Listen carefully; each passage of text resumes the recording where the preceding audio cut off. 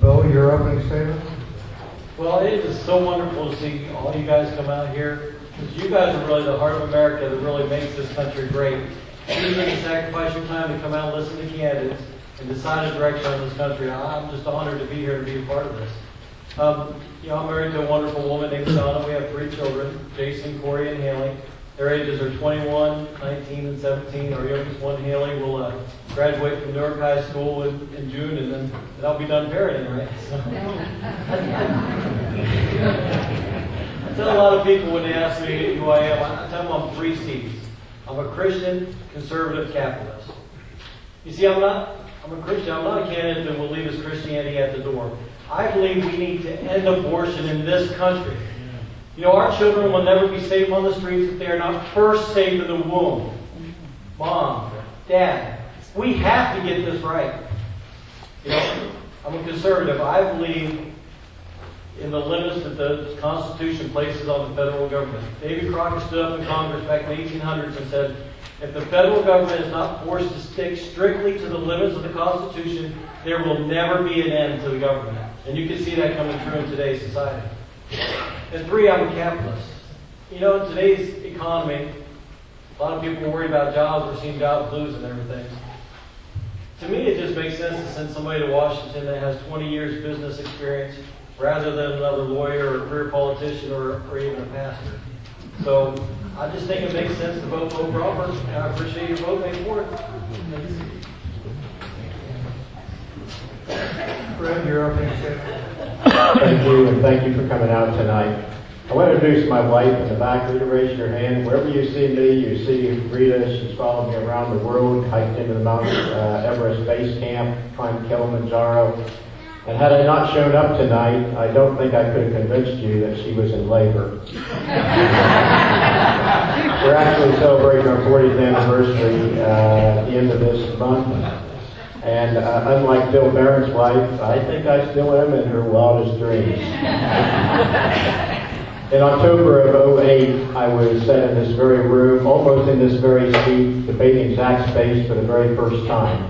He had 200 signs out front welcoming me here. He had the first 7 rows of this auditorium filled with people wearing I Back Zach t-shirts, and I had a ball for 15 minutes. He got very uncomfortable, got excited, and that's the last he ever refused to debate us. I'm not in this race to play political patty cakes with Zach's space. I'm in it to win. I'm in it to take our country back. I'm a patriot. I love this country with all my heart, and it just makes me sick to see what's happening to our country right now. Most of you know my background. I'm the longest serving director of the Ohio Department of Agriculture in the history of Ohio. I'm a former paratrooper, Vietnam combat veteran, former Sky Marshal, former head of the Ohio Cattlemen's Association. You know where I stand on the issues. I'm pro-life, pro-Second Amendment. And when I say pro-Second Amendment, I slept with an M16 for a year. I joined the NRA when I was in 5th grade, using proceeds from my paper route. I believe English should be the official language, and I believe marriage is between a man and a woman. I believe people that fly foreign terrorists that fly airplanes into our buildings are the enemy. They're not criminals with constitutional rights. I believe government's too big, spends too much, and taxes too often. And it would be my honor to represent Tuscarawas County in the U.S. Congress. Thank you all for your opening statements. We'll move right into the questions. Bob, the first question.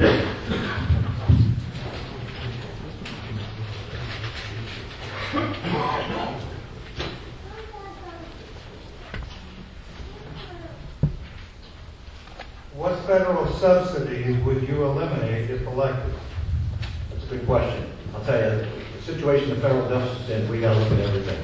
And I'd start with agriculture all the way through all agencies. We're running a deficit that's so unsustainable, and we're mortgaging the future of our country, our future generations. And if we don't do that, there won't be any programs to pay for anyways. And the trajectory that we are on, in a few short years, our interest alone on the deficit will be over $1 trillion. And you don't have to go back too many years, and that was the federal budget of $1 trillion. So we need to look at everything and line by item, and kind of like what John Kasich did when he was budget director back in the 90s. They went through everything and they tore into it, and they downsized government, and we absolutely have to do it, because if we don't, the situation we're going to be in is really dire and desperate. And we cannot keep borrowing the debt that we're borrowing from China and other places. Because, like I said in my opening statement, this is becoming a national security issue. And we need to address it. We need to cut spending, cut taxes, and get confidence back in the future, and get our private sector working and create jobs. And so, you know, I'm a farmer. We'll start with agriculture. We'll go right down the list. And we just absolutely have to do that. And, you know, this year, the federal government's going to bring in about $2.3, $2.5 trillion. That's equal to what our entitlements are. We should not be having more entitlement programs like this passed to health care. And we don't pass things like cap and trade. We don't do anything that adds more government. And so we need to get back. I'd like to see our baseline spending get back to fiscal year 07. That should be our goal. And get our spending under control, because if we don't, like I said, we're in trouble. And that's my number one priority. That's my commitment to you. So we're going to work, get the majority back this November, and in January, we're going to start cutting spending and make the government efficient work for us.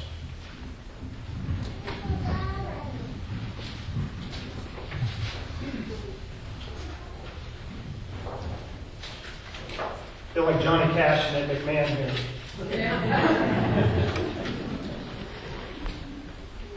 Andre, are you in favor of the United States continuing our space program?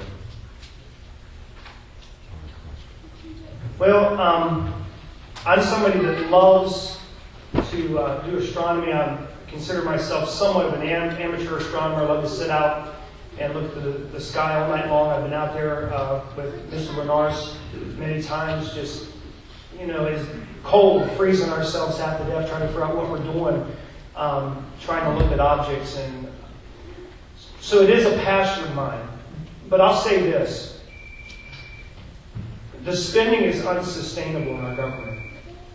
And I believe that no matter what your passions are, what the things that may be personally important to you, things that you might say, you know, this is something that's real important to me, we're going to have to cut spending everywhere, for the most part, except national defense. I mean, obviously there's some things that we can't cut spending on, but the subsidies, the government programs, so many of them unconstitutional. You know, there are things that the Constitution says we should do and things that we shouldn't do. Obviously in there's nothing about a space program.